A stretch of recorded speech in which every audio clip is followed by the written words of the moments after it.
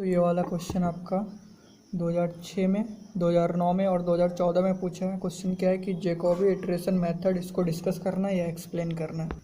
तो Jacobi iteration method क्या होता है? Is a method to solve the system of linear equation. ठीक है, ठीक है। तो सिस्टम ऑफ लीनियर इक्वेशन वैसा लीनियर इक्वेशन जो एल्जेब्रिक हो। यहाँ पे आप लिख दीजिए क्या, लीनियर एल्जेब्राइक इक्वेशन। अलजेब्राइक मतलब क्या होता है? जिसमें कि साइन, कॉस, लॉग, e पे पावर x ये सब कुछ नहीं है, मतलब x y z के अलावा कोफिशिएंट में कुछ भी नहीं होता है, तो उसको हम लोग बोलते हैं कि अलजेब्राइक इक्वेशन। सवाल उठता है कि इस प्रॉब्लम को जो सॉल्व करेंगे उसमें सिस्टम ऑफ इक्वेशन कितना होना चाहिए। तो मतलब क्या कोई इक्वेशन होना चाहिए, क्या कोई वेरिएबल होना चाहिए? तो ऐसा कोई हार्ड एंड फास्ट रूल नहीं है आपका, मतलब जितना भी वेरिएबल हो सकता है, लेकिन जितना वेरिएबल होगा उतना इक्वेशन होना चाहिए। ठीक है, देखिए इसको डिस्कस करेंगे हम लोग जैकोबी इटरेशन मेथड। तो इक्वेशन होना चाहिए कि नहीं कुछ। तो let us consider a system of linear equation. तो हम लोग 3 वेरिएबल और 3 अननोन वाला इक्वेशन कंसीडर। तो मान लेते हैं कि सिस्टम ऑफ लीनियर इक्वेशन क्या है ये। तो हम लोग 3 इक्वेशन कंसीडर किए हैं और 3 वेरिएबल है x1, x2 और x3। तो सबसे पहला बात क्या है कि ये डायगोनली डोमिनेंट होना चाहिए। तो डायगोनली डोमिनेंट भैया होता क्या है? तो ये जो मान लेते हैं कि ये जो सिस्टम ऑफ इक्वेशन है वो क्या है, डायगोनली डोमिनेंट है। तो डायगोनली डोमिनेंट है मतलब ये कि इसका देखिए डायगोनल एलिमेंट आपका ये है। तो जैसे कि ये इसमें पहला, इसमें डायगोनल एलिमेंट होगा कौन कौन सा आपका, a11, a22 और a33। देखिए ये डायगोनल एलिमेंट है। तो ये जो है इसका जो मॉड है ग्रेटर देन होना चाहिए जो बच गया एलिमेंट उसका मॉड का सम से। ठीक है, तो हम लोग क्या बोलेंगे, डायगोनली डोमिनेंट है। इसी तरह से दूसरा जो एलिमेंट है आपका डायगोनल a22। तो दूसरा डायगोनल एलिमेंट देखिए आपका यहाँ पे क्या है, a22, यहाँ पे 2 होगा। ठीक है, a22 क्या होना चाहिए, जो एलिमेंट बच गया a21 और a23 उसका मॉडुलस का सम से ज़्यादा होना चाहिए या इक्वल टू होना चाहिए। उसी तरह से a33 डायगोनल एलिमेंट कौन सा है, a33। तो इसी तरह से डायगोनल एलिमेंट जो है a33 जो होना चाहिए ग्रेटर देन इक्वल टू होना चाहिए जो बच गया एलिमेंट इसका मॉडुलस का सम से।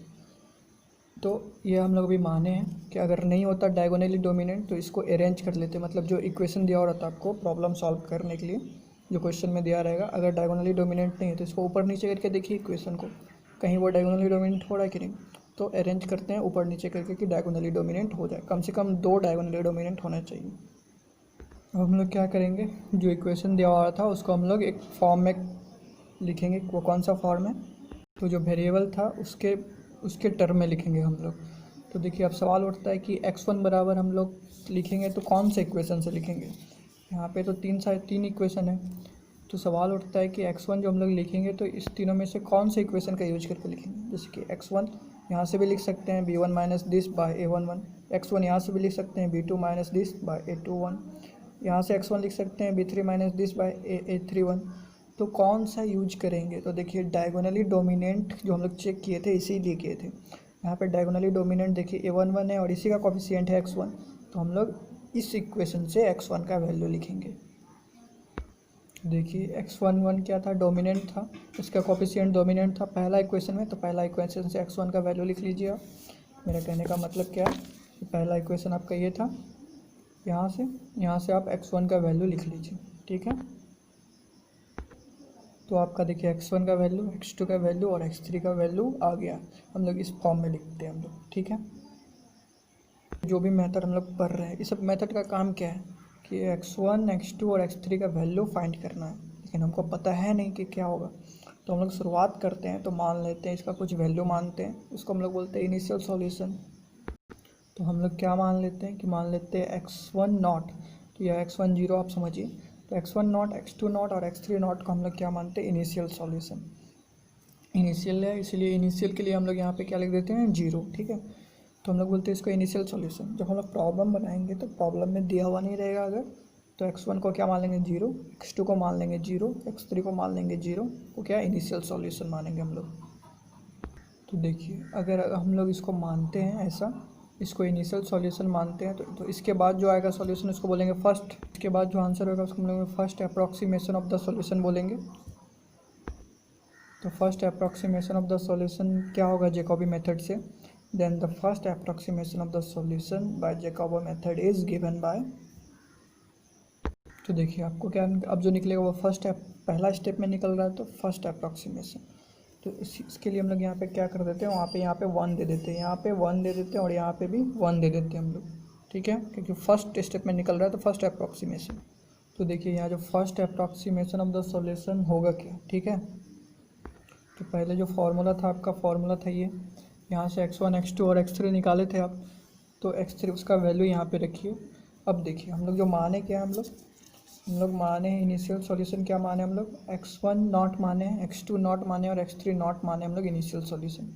तो यहाँ पे x2 का जो वैल्यू हम लोग जो निकाल रहे हैं, यहाँ पे क्या निकाल रहे हैं हम लोग, फर्स्ट अप्रॉक्सीमेशन निकाल रहे हैं, first approximation of the solution निकाल रहे हैं। तो क्या हो जाएगा आपका आंसर, यहाँ पे लिखिए आप क्या, 0 मतलब यहाँ पे जो वैल्यू पुट करेंगे वो जो इनिशियल माने वो वाला वैल्यू पुट करेंगे। यहाँ पे भी जो x1 और x3 का वैल्यू पुट करेंगे वो कौन सा पुट करेंगे, जो इनिशियली माने हम लोग। तो माने क्या हम लोग, x1 नॉट और x3 नॉट, तो वो वाला वैल्यू पुटेंगे यहाँ पे 0 लिख दीजिए। मतलब यहाँ पे जो वैल्यू पुट करेंगे वो वाला वैल्यू पुट करेंगे, वही बात दिखाता है बस। यहाँ पे जो वैल्यू पुट करेंगे वो भी वो वाला वैल्यू पुट करेंगे, ठीक है। यहाँ से आपको क्या पता चल गया, फर्स्ट अप्रॉक्सीमेशन आपको निकल गया, यानी कि x1 का वैल्यू, x2 का वैल्यू और x3 का वैल्यू पहला स्टेप में आपका निकल गया। तो देखिए पहले तो आपको रीराइट करके हम लोग ऐसा इक्वेशन में कन्वर्ट किए थे, फिर मान लिए थे कि ये उसका सॉल्यूशन है, इनिशियल सॉल्यूशन है। तो यहाँ से आपका फर्स्ट अप्रॉक्सीमेशन निकल गया आपको ये वाला वैल्यू। अब हम लोग क्या करेंगे, इस फर्स्ट अप्रॉक्सीमेशन को मान लेंगे इनिशियल सॉल्यूशन। तो अब ये वाला वैल्यू जब पुट करेंगे तो मेरा क्या निकलेगा, सेकेंड अप्रॉक्सीमेशन निकलेगा। तो सेकेंड अप्रॉक्सीमेशन का आंसर क्या होगा, तो देखिए आप सेकेंड अप्रॉक्सीमेशन मतलब सेकेंड स्टेप में जो x1 x2 x3 का वैल्यू निकलेगा वो होगा कितना। तो सेकेंड स्टेप में निकाल रहे हैं तो यहाँ पे लिख दीजिए 2, यहाँ पे लिख दीजिए 2 और यहाँ पे लिख दीजिए 2, ठीक है। ए स्क्वायर नहीं है, मतलब सेकेंड स्टेप में निकाल रहे हैं, ये सेकेंड अप्रॉक्सीमेशन हुआ। तो देखिए फार्मूला तो यही है, तो पहले तो भैया ये फार्मूला लिख दीजिए, तो ये आपका फार्मूला हो गया। अब देखिए दूसरा स्टेप में निकाल रहे हो, माने क्या है, x1 1 x2 1 और x3 1 को आप इनिशियल माने भैया। तो देखिए यहाँ पे जो आप लिखिएगा, यहाँ पे पहला स्टेप में जो आंसर आया वो लिखिए आप, यानी कि फर्स्ट अप्रॉक्सीमेशन में जो आंसर आया वो लिखिए यहाँ पे, ठीक है। इसी तरीके से यहाँ पे जो लिखिएगा, यहाँ पे पहला स्टेप में जो आंसर आया और यहाँ पे जो पहला स्टेप में आंसर आया वो लिखिएगा। देखिए गॉस सीडल भी होता है, तो उसमें क्या होता है, गॉस सीडल में यहाँ पे जो हम लोग लिखते थे, यहाँ पे x2 जो निकल चुका है उसको यहाँ पे लिख देते थे, तो कन्फ्यूज मत होइएगा। अब देखिए फिर यहाँ पे देखिए x1 और x2 है, तो यहाँ पे पहला स्टेप में जो आंसर आया, दूसरा स्टेप में अगर निकाल रहे हैं उसका वैल्यू, तो पहला स्टेप वाला आंसर लिखेंगे यहाँ पे। अगर हम लोग इसी तरह से आगे प्रोसीड करें तो n+1 स्टेप में जो मेरा आंसर आएगा वो आंसर होगा क्या। तो देखिए n+1 स्टेप में हम लोग का आंसर निकालना है, तो यहाँ पे क्या लिखेंगे, n+1, यहाँ पे लिखेंगे n+1 और यहाँ पे भी लिखेंगे क्या, n+1। तो सबसे पहले तो भैया ये फार्मूला था, ये फार्मूला लिख दीजिए। तो देखिए आप फार्मूला लिख दीजिए। अब यहाँ पे जो वैल्यू लिखिएगा, आप n+1 स्टेप में निकाल रहे हैं तो यहाँ पे वैल्यू लिखेंगे कौन सा, जो पिछले स्टेप में आया था, यानी कि nवां स्टेप में, nth स्टेप में जो आंसर आया था, तो यहाँ पे कौन सा वैल्यू लिखेंगे, जो nth स्टेप में आया था वो वाला। तो सब जगह आप n कर दीजिए। तो यही जो है मेथड है, ये जो प्रोसेस है, इसी को हम लोग क्या बोलते हैं, जैकॉबी इटरेशन मेथड या जैकॉबी मेथड। यहाँ पे आपका x1n x2n और x3n क्या है, nth अप्रॉक्सीमेशन है सॉल्यूशन का, ठीक है। तो अब जो मेथड अभी डिस्कस किए वो क्या था, अब देखिए ये तो जैकॉबी मेथड था, तो ये कब तक प्रोसेस करते जाएंगे, आप n+1 स्टेप तक निकाल दिया तो कब तक, मतलब इस तरह से चलते रहेंगे क्या, तो सवाल है कि नहीं, हम लोग कब तक करेंगे, जैसे कि repeat the above process again and again until we get the same value up to desired accuracy. कहने का क्या मतलब है, जैसे कि मान लीजिए आपका 5th स्टेप में कितना आंसर आया, 4.561, 6th स्टेप में कितना आया 4.562। अगर आपको चाहिए दो प्लेसेस तक, डेसिमल के 2 प्लेसेस तक अगर आपको आंसर, करेक्ट आंसर चाहिए, तो देखिए ये सेम आने लगा, 2 प्लेस तक एकदम सेम है, तो प्रोसेस आप 6ठा स्टेप के बाद आगे नहीं कीजिएगा। 6th स्टेप मतलब 6th स्टेप पे मेरा प्रोसेस हो जाएगा स्टॉप। तो देखिए हम लोग कब तक करेंगे, जब तक हमको जितना तक करेक्ट आंसर चाहिए वहाँ तक अगर सेम आने लगे तो हम लोग प्रोसेस स्टॉप कर देंगे। वही बात लिखा हुआ है, repeat the above process again and again until we get the same value up to desired accuracy.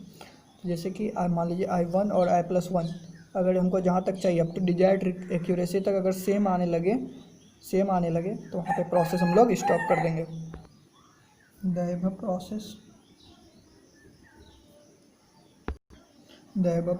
Process is called Jacobi iteration method. तो यही था।